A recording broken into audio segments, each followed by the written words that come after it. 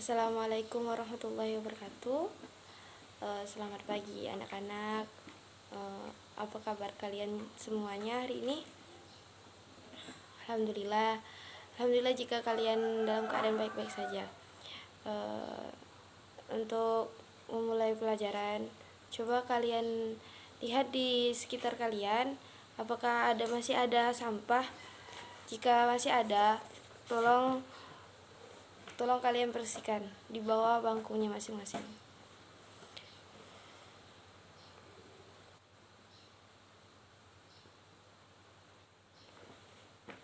Baiklah, jika sudah, Ibu absen dulu ya.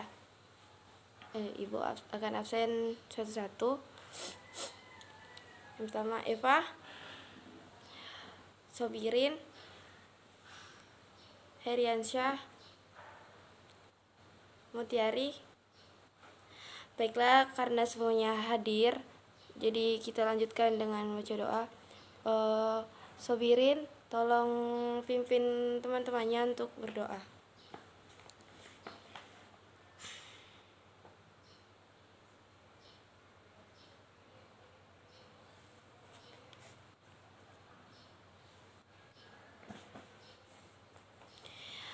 Oke, terima kasih Sobirin telah memimpin doanya. Baiklah, hari ini kita akan melanjutkan materi kita minggu lalu. Ada yang masih ingat materi minggu lalu itu apa?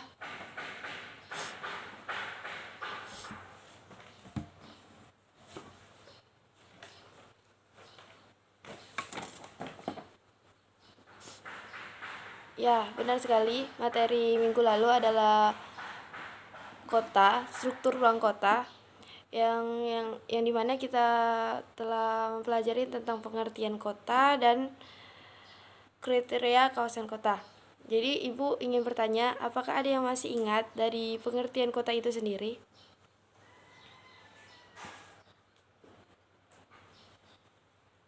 Ya, Sobirin apa?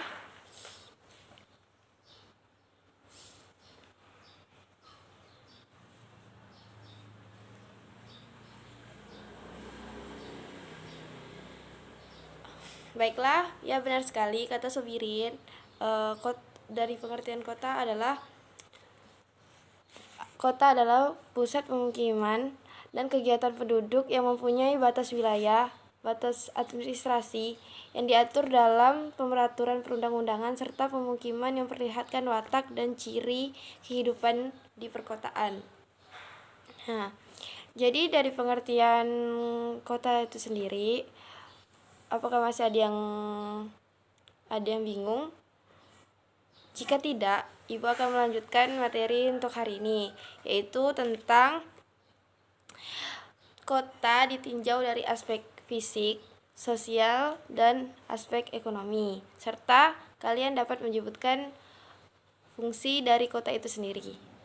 Nah, sebelum Ibu menjelaskan apa itu aspek dari fisik, aspek sosial, dan aspek ekonomi yang ada di kota, apakah ada dari kalian yang tahu apa itu aspek fisik, sosial, dan ekonomi itu?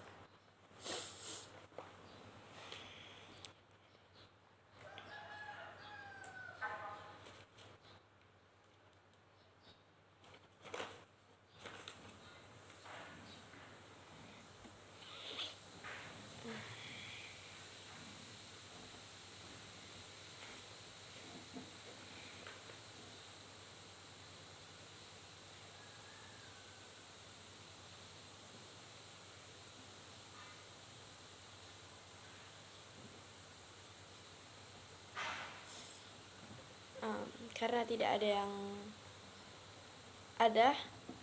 apa Muti sebutkan.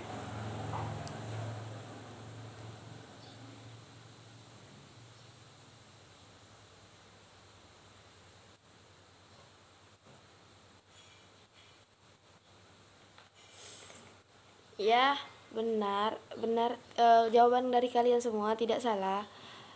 Tapi Ibu ingin memperjelas apa itu aspek fisik, aspek sosial, dan aspek ekonomi itu sendiri.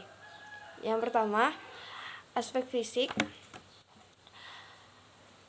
Aspek fisik yaitu adalah kawasan terbangun atau build up area yang terletak saling berdekatan, terkonsentrasi, yang meluas dari pusatnya hingga ke wilayah pinggiran atau wilayah geografis yang didominasi oleh struktur bagian. Maksud dari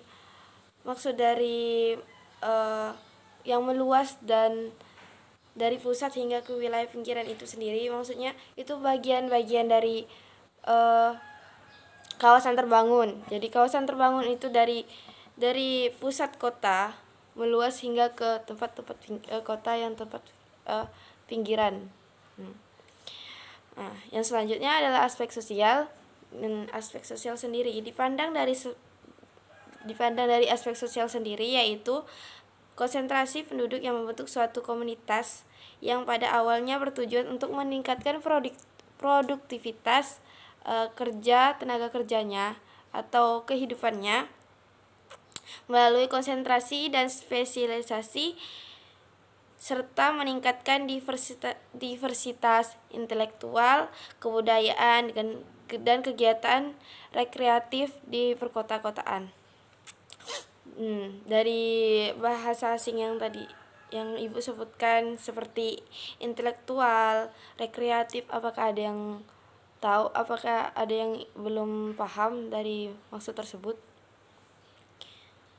Nah, jadi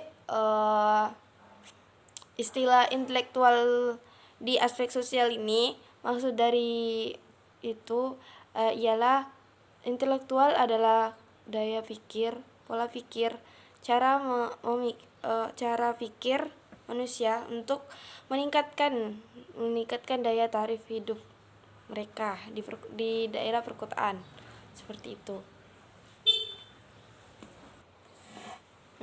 Dan aspek yang ketiga, yang terakhir adalah aspek ekonomi. Jadi aspek ekonomi ini memiliki fungsi sebagai penghasil produksi barang dan jasa. Hal ini dilakukan untuk mendukung kehidupan penduduknya dan keberlangsungan kota itu sendiri. Jadi ekonomi perkotaan ini dibagi menjadi 3, yaitu diantaranya ekonomi publik, ekonomi swasta atau privat, dan ekonomi khusus. Dari 3 aspek yang telah Ibu jelaskan, apakah dari kalian ada yang belum mengerti? Jika belum, silakan bertanya.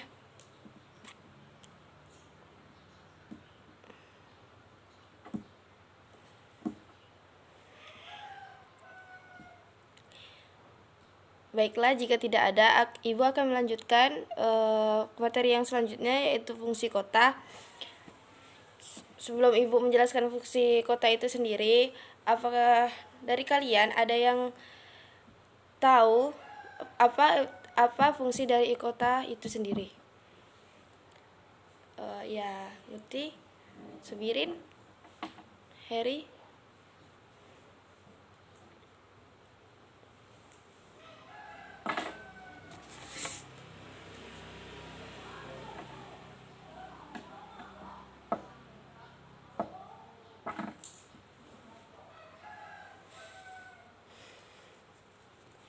Ya, untuk fungsi kota itu sendiri, jawaban dari kalian semua, fungsi kota itu memang sangat banyak. Di antaranya adalah kota adalah sebagai pusat produksi. Sebagai pusat produksi di sini maksudnya kota itu menghasilkan suatu barang atau jasa gitu kan. Selain menjadi pusat produksi, kota juga menjadi pusat perdagangan dan keuangan. Sebagai pusat perdagangan dan keuangan itu sendiri, kota yaitu perdagangan itu ada di pusat kota gitu. Jadi seperti daerah-daerah atau kawasan-kawasan pinggiran menjadikan kota itu sebagai tempat tujuan perdagangan, seperti itu. Yang selanjutnya, kota sebagai pusat pemerintahan. Jadi kalian pasti tahu maksud dari kota sebagai pusat pemerintahan. Jadi kota sebagai pusat pemerintahan di sini kita bisa lihat seperti di Jakarta. Jakarta ada contohnya kan seperti Jakarta. Jakarta adalah ibu kota Indonesia sendiri yang menjadi pusat pemerintahan. Di sana di Jakarta dari sistem pemerintahan eksekutif, legislatif maupun yudikatif ada di sana, seperti presiden, menteri-menteri. Nah, seperti itu. Selanjutnya, kota juga menjadi pusat kebudayaan. Contohnya seperti di daerah Yogyakarta dan Surakarta. Jadi kita bisa lihat di daerah Jogja banyak sekali kebudayaan yang di sana yang menjadi pusat perhatian dari kota gitu kan. Yang terakhir, fungsi kota sebagai penopang kota atau sebagai satelit kota. Maksud di sini itu pusat sebagai penopang kota adalah sebagai penopang di sini kota menjadi acuan terutama acuan pertama untuk wilayah sekitarnya seperti wilayah bagian, wilayah pinggiran. Nah, itu menopang kehidupan ke pusat kota seperti itu. Baiklah, karena materi hari ini telah Ibu sampaikan semua. Apakah dari materi yang telah Ibu sampaikan, apakah dari kalian masih ada yang kurang memahami atau kurang mengerti? Jika ada, silakan bertanya.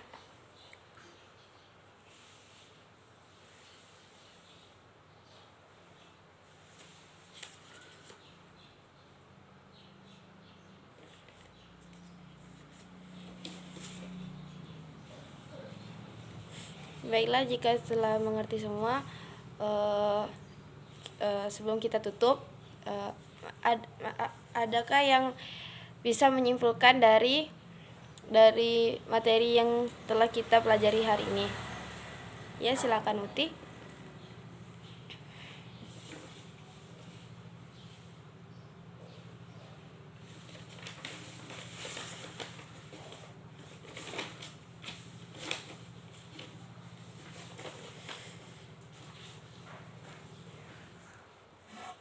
Ya, benar sekali kesimpulan dari kalian semuanya. Baiklah, sebelum kita mengakhiri pelajaran hari ini, untuk pertemuan selanjutnya akan Ibu beri tugas untuk kalian. Tugasnya itu sendiri untuk mengulang-ulang kembali pelajaran yang telah kita pelajari hari ini dan membaca materi yang selanjutnya. Nah, jadi sebelum mengakhiri pertemuan kita hari ini, lebih baiknya kita berdoa menurut kepercayaan kita masing-masing. Berdoa mulai.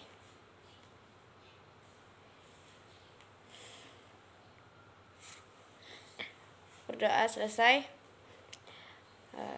Sekian dan terima kasih. Sekian penjelasan dari Ibu hari ini. Selamat siang. Selamat berjumpa di pertemuan selanjutnya. Assalamualaikum warahmatullahi wabarakatuh.